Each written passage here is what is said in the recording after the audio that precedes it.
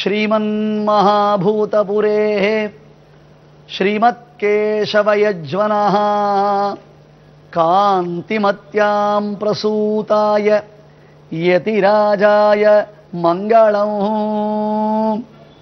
பூதபுரி எனப்படக்கூடிய ஸ்ரீபெரும்புதூர் ஷீர்பெரும்புதூரில் வந்துரித்த புனிதனாம் ஸ்ரீ ராமானுஜர் ஸ்ரீமத் கேசவ யஜ்வனஹா, அந்த கேசவ சோமயாஜி அல்லது சர்வக்ரது தீட்சிதருக்கும் காந்திமதி அம்மையாருக்கும் பூமி பிராட்டிக்கும் திருக்குமாரராய் அவதாரம் செய்தருளின யதி ராஜனாம் எம் ராமானுஜனுக்கு மங்களம், யதி ராஜனாம் எம் ராமானுஜனுக்கு மங்களம் என்று மகான்கள் மங்களாசாசனம் செய்கிறார்கள். திருக்குழி என்னும் திருத்தலத்தில் பூர்வபக்ஷ கிரந்தங்களை வாசிப்பதற்காக, பூர்வபக்ஷம் என்றால் வேதத்தில் பொறிந்துள்ளதான அர்த்தங்களையும் சாஸ்திர நுட்பங்களையும் அறிவதற்கு முன்பாக இந்த வேதத்தில் யார் யார் கேள்வி கேட்கிறார்கள், என்னென்ன விதமான கேள்விகள் சொல்லப்படுகின்றன, இதற்கு முன்பாக வேதத்தில் வியாக்கியானிக்கப்பட்டதான விஷயங்கள் என்ன, அவற்றை வியாக்கியானம் செய்தவர்கள் எந்த வகையில் அவற்றை வியாக்கியானம் செய்திருக்கிறார்கள், இதையெல்லாம் அறிந்து கொள்வது. அது தவிர தர்க்கம், வியாக்கரணம், மீமாம்சா முதலான சாஸ்திரங்களை அறிவது, இவையெல்லாம் மிக முக்கியமானவை. இதையெல்லாம் நன்கு அறிந்து கொண்டால்தான் உபனிஷத் பாகமான வேதாந்த பாகத்திற்குள்ளே நுழைய முடியும். இல்லையென்றால் உபனிஷத் பாகமான அந்த வேதாந்த பாகத்திற்குள்ளே நம்மால் நுழைய முடியாது. ஆகையால் தற்பொழுது பூர்வபக்ஷம் எனப்படக்கூடிய முன்னிலை கிரந்தங்களை, முன்னிலை நூல்களை வாசிப்பதற்காக ஒரு சர்வகலாசாலை நடத்தக்கூடிய யாதவ பிரகாஷரிடத்தில் ராமானுஜர் வந்து சேர்ந்தார். ராமானுஜர் தனியாக வரவில்லை, தன் தம்பியுடன் வந்து சேர்ந்தார்.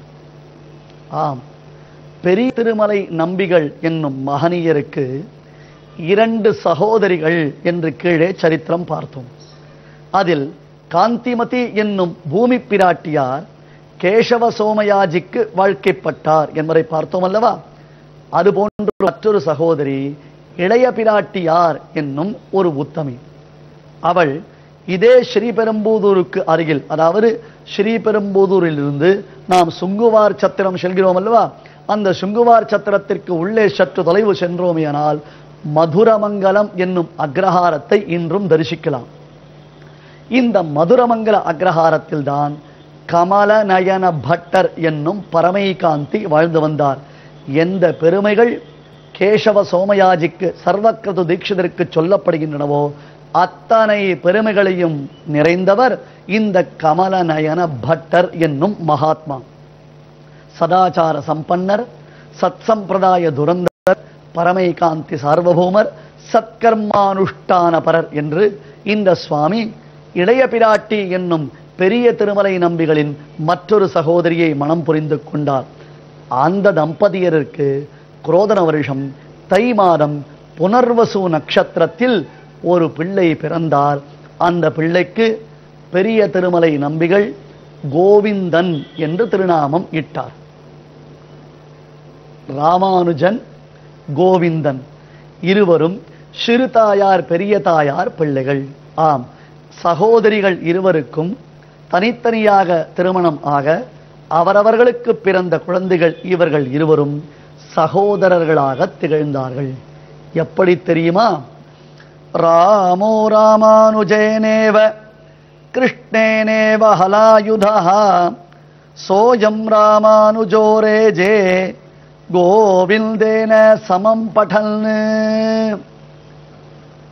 ராமோ ராமானுஜேனேவ நச்சதேன வினா நித்ராம் லபதே புருஷோத்தமஹா என்று எவ்விதம் லக்ஷ்மணன் ராமனை விட்டு பிரிந்திருக்க மாட்டானோ, கிருஷ்ணேனேவ ஹலாயுதா பாலில் சர்க்கரை கலந்திருப்பதை போல கிருஷ்ணாவதார லீலைகளில் பலராமன் எப்படி கலந்திருக்கிறானோ. ஏனென்றால் பால், அந்த பாலில் ஏலக்காய் போட்டிருக்கிறதா வாசனையை பார்த்தால் தெரியும், மஞ்சள் பொடி போட்டிருக்கிறதா நிறத்தை பார்த்தால் தெரியும், குங்குமப்பூ போட்டிருக்கிறதா நிறத்தை பார்த்தால் தெரியும். ஆனால் அந்த பாலில் சர்க்கரை சேர்ந்திருக்கிறதா என்றால் மணத்தை கொண்டு அறிய முடியாது, அதனுடைய வர்ணத்தை கொண்டு அறிய முடியாது. பாலை சுவைத்தால் தான் ஆஹா இது சர்க்கரை சேர்க்கப்பட்ட பால் அல்லது சர்க்கரை இல்லாத பால் என்பது அறிய முடியும் அல்லவா?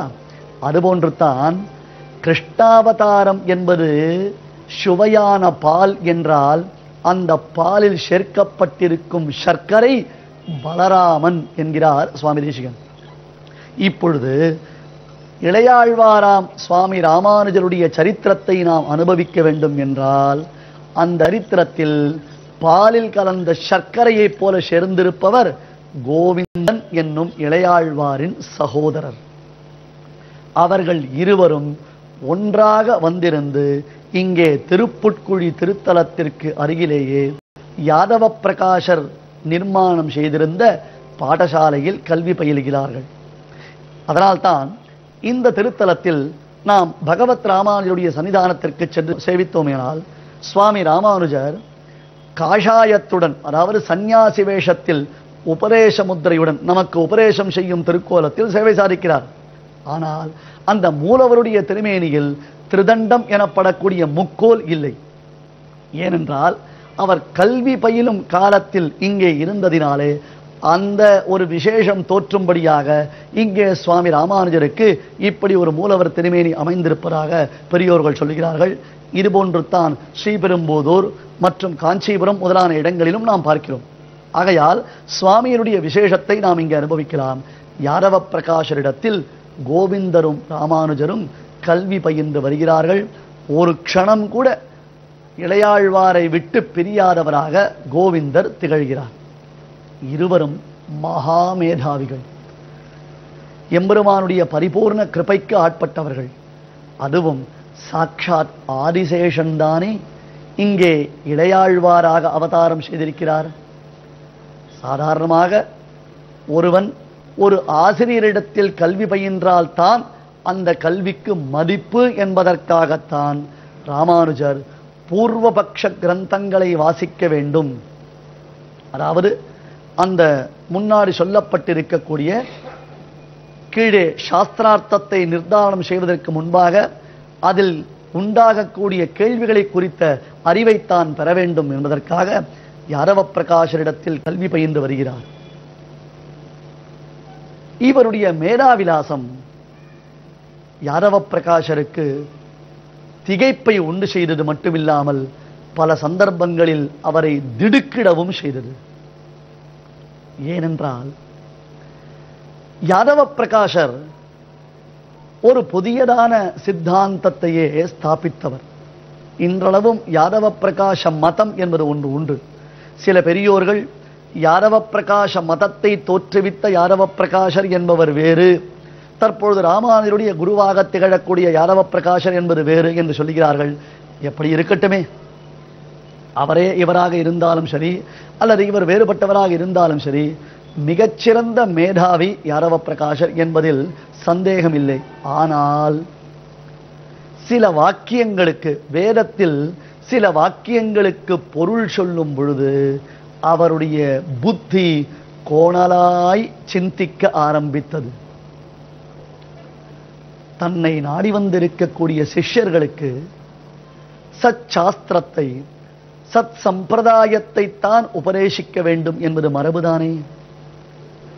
யாதவ பிரகாசர் அது குறித்தெல்லாம் கவலை கொள்ளவே இல்லை. ஏனென்றால் ஒரு சிலருக்கு மேதாவிலாசம் அதிகமாகி விட்டது என்றால் அவர்களுக்கு ஒரு அலட்சியம் வந்துவிடும்.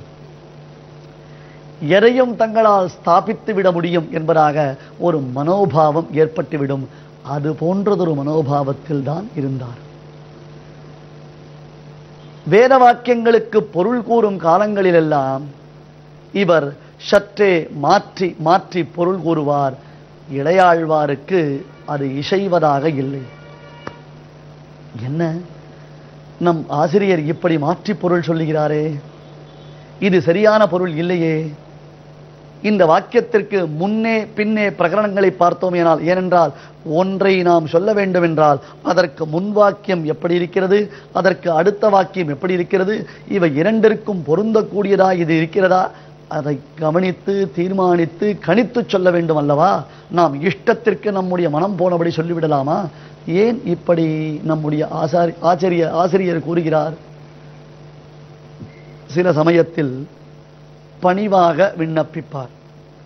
குரும் ரகசி போதையேத் சிஷ்யம் சதசி போதையேத் ஒரு வாக்கியம் உண்டு. மாணவன் தவறு செய்தால் அந்த மாணவனை சபையிலேயே கண்டிக்க வேண்டும். இது ஆச்சாரியருக்கு விதிக்கப்பட்டிருக்கும் கட்டளை. ஒருவேளை ஆச்சாரியர் தவறு செய்தால் மாணவன் சுவாமி நீர் தவறு செய்து விட்டீர் என்பதாக பிரத்யட்சமாக சொல்லக்கூடாது. ஏகாந்தமாக தனிமையில் ஒரு வாய்ப்பு கிடைத்தது என்றால் அவரை அழைத்து, சுவாமி ஆச்சாரியரே, அன்றைய தினத்தில் தாங்கள் பாடங்களை போதிக்கும் பொழுது சொன்ன விஷயத்திற்கும் இன்றைய தினம் சொல்வதற்கும் இடையில் பல வித்தியாசங்கள் உள்ளனவே, அது சரியா இது சரியா என்பதாக பக்குவமாக அவரிடத்தில் கேட்க வேண்டும். இந்த மரபை இளையாழ்வார் மீறியதே இல்லை. ஒரு சமயம் பரபிரம்ம லட்சணம் ஆச்சாரியராலே உபதேசிக்கப்படுகிறது. சத்தியம், ஞானம், அனந்தம், பிரம்ம என்னும் வேத வாக்கியத்தின் பொருளை ஆச்சாரியர் விவரணம் செய்து கொண்டிருக்கிறார். ஏனோ அவரால் நல்ல அர்த்தங்களை சொல்ல முடியவில்லை. அவர் சொல்லும் அர்த்தம் எதுவும் இந்த பரபிரம்மத்திற்கு பொருத்தமாயில்லை. இது கண்டு இளையாழ்வார் மனம் விரும்பினார். அப்பொழுது ஆசிரியரிடம் மெதுவாக பேச ஆரம்பித்தார். இவர் சாத்வீகமாக பேச பேச பேச யாதவ பிரகாஷரின் பொறாமை தீ கொழுந்து விட்டு எரிய ஆரம்பித்தது.